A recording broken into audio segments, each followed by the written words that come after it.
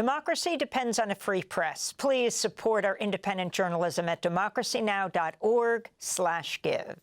President Trump's crackdown on academic institutions in the United States was the focus of protests and commencement speeches this week. As universities like Harvard held commencement ceremonies, the Trump administration's now directed federal agencies to review all contracts with Harvard after it already canceled nearly $3 billion in federal research grants for the university and moved last week to revoke its ability to enroll international students. Harvard has two separate suits pending against Trump, arguing the moves violate due process as well as free speech protections under the First Amendment because they target the university's staff, curriculum, and enrollment. In his address at Harvard's commencement ceremony Thursday, Stanford University professor, doctor, and novelist Abraham Verghese praised the school's defiance of Trump and spoke to students facing threats of deportation or having their visas revoked. When legal immigrants and others who are lawfully in this country, including so many of your international students, worry about being wrongly detained and even deported, perhaps it's fitting that you hear from an immigrant like me. Perhaps it's fitting that you hear from someone who was born in Ethiopia when it was ruled by an emperor, someone who then lived under the harsh military leader who overthrew the emperor, someone who had at least one of his medical school classmates tortured and disappeared.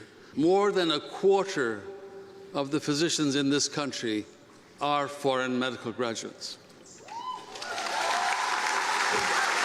So a part of what makes America great, if I may use that phrase, is that it allows an immigrant like me to blossom here, just as generations of other immigrants and their children have flourished and contributed in every walk of life, working to keep America great. That's the novelist and medical doctor, Ethiopian Indian American Dr. Abraham Verghese, addressing Harvard's commencement ceremony on Thursday, his latest book, The Covenant of Water. Meanwhile, down the road in Cambridge, the Indian American class president at MIT, the Massachusetts Institute of Technology, spoke about how MIT's undergraduate body and graduate student union had voted overwhelmingly to cut ties with Israel. Megha Vemuri wore a red and white keffiyeh and said MIT students would never support a genocide and praised them for continuing to protest despite, quote, threats, intimidation, and suppression coming from all directions, especially, she said, your own university officials. Last spring, MIT's undergraduate body and graduate student union voted overwhelmingly to cut ties with the genocidal Israeli military. You called for a permanent ceasefire in Gaza, and you stood in solidarity with the pro-Palestine activists on campus. You faced threats, intimidation, and suppression coming from all directions, especially your own university officials. But you prevailed because the MIT community that I know would never tolerate a genocide.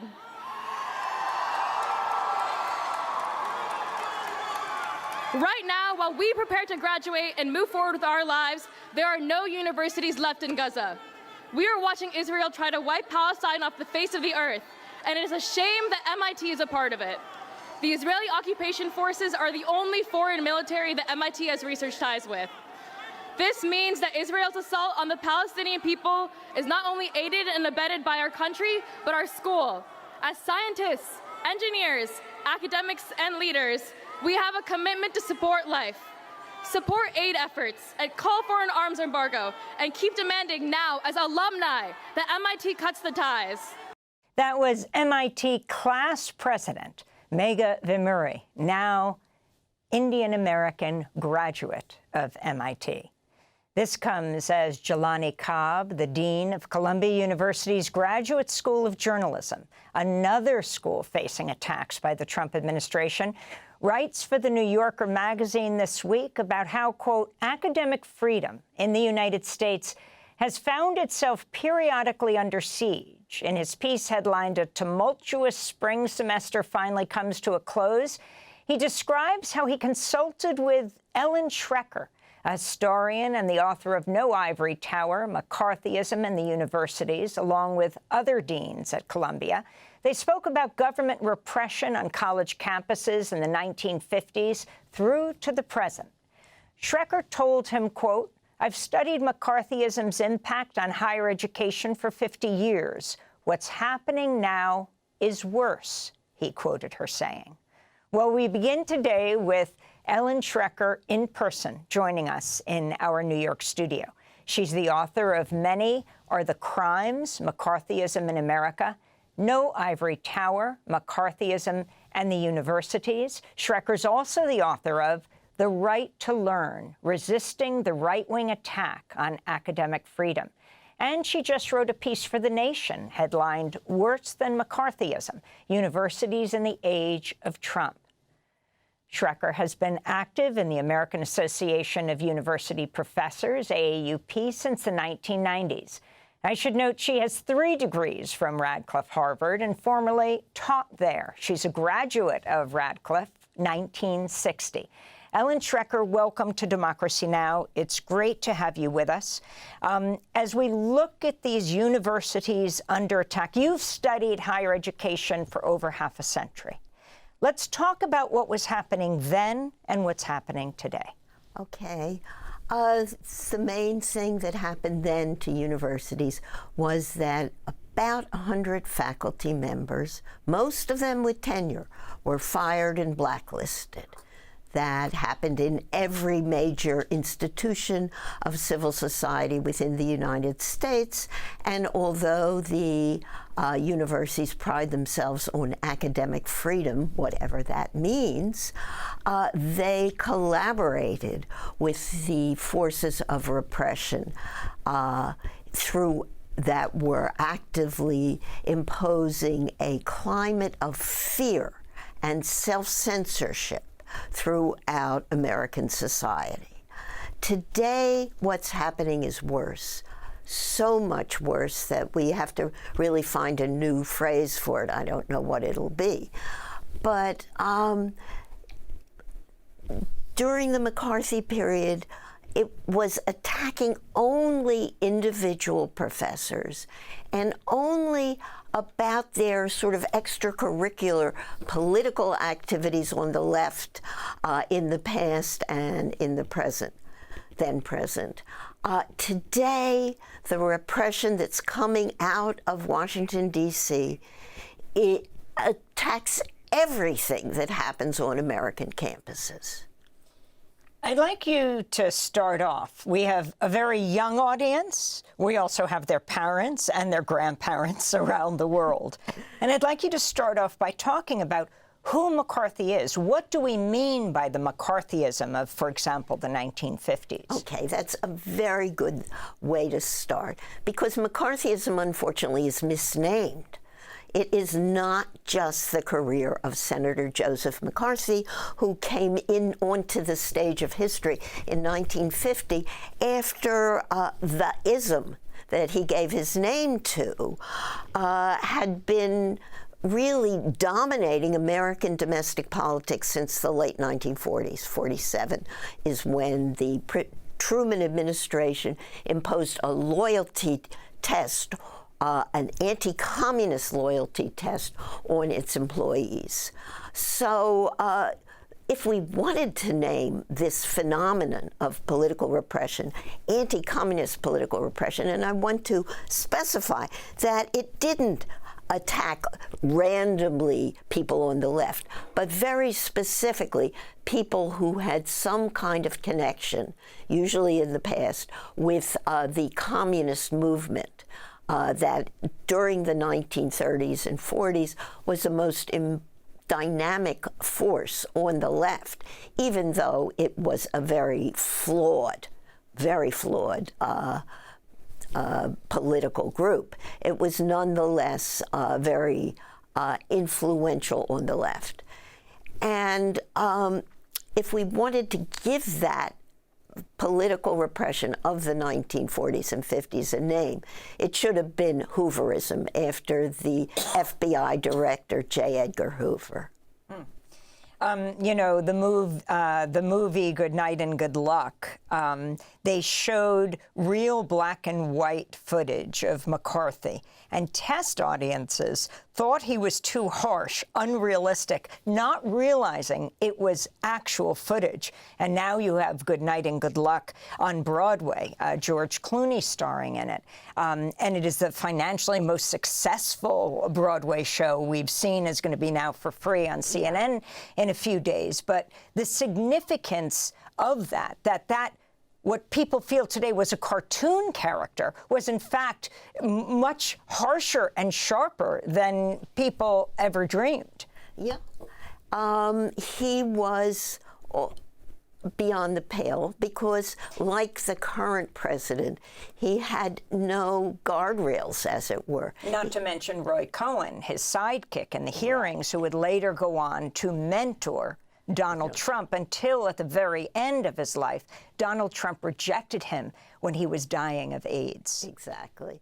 So there are lots of similarities with the fact that there's this very aberrant character at the heart, or at the sort of public heart of this repressive movement. But what we should have known in the 40s and 50s and should know now is it's not just a one-man show. It has been this moment of trying to crack down on dissent, constitutional dissent, free speech, the ability to say what Israel is doing in Gaza is a terrible thing. That is something that has been building up for decades. And that was the same thing during McCarthyism. There was a kind of network of right-wing activists, similar to groups today like the Heritage Society that brought us the 2025 Project blueprint for Trump's attack on the institutions of civil liberties and civil society, that has come to fruition since he entered the White House. So, I mean, you speak as a Jewish author, active member of the American Association of University Professors. Would you say that the McCarthyism of yesteryear is the charges that President Trump, with his sidekick Elon Musk giving the Heil Hitler salute, charging anti-Semitism for what he's doing? Anti-Semitism is a pretext. We know that. Trump has been all his life a racist, clearly befriending these fascist individuals and groups for years. And what we're seeing is a kind of a melding of Trump's own right-wing proclivities, reactionary proclivities, pro-fascist proclivities, with a long-term attempt within some pro-Zionist organizations to eliminate all support for Palestinian freedom and Palestinian liberation from American universities, in particular, but from within American society. You have, earlier this month, a federal judge, Jeffrey Crawford, ordering the release of Columbia University graduate Palestinian activist Mohsen Madawi from prison in Vermont. He was picked up by masked, hooded ICE agents at his naturalization interview in Vermont. He was beyond holding a green card. The judge writing in his ruling, quote, "Our nation's seen times like this before, especially during the Red Scare and Palmer raids of 1919, 1920, and during the McCarthy period of the 1950s. And I wanted to take it beyond that. You know that we're not just talking about individual professors anymore. We're talking about current attacks being much broader. And you write that this interesting paradox, quote, despite higher education's much larger footprint within American society, today the Academy is in a much weaker position to resist political intervention. Why is it weaker? It's weaker for two reasons. One, because the state is stronger. The state does much more with regard to higher education than it did in the 1950s.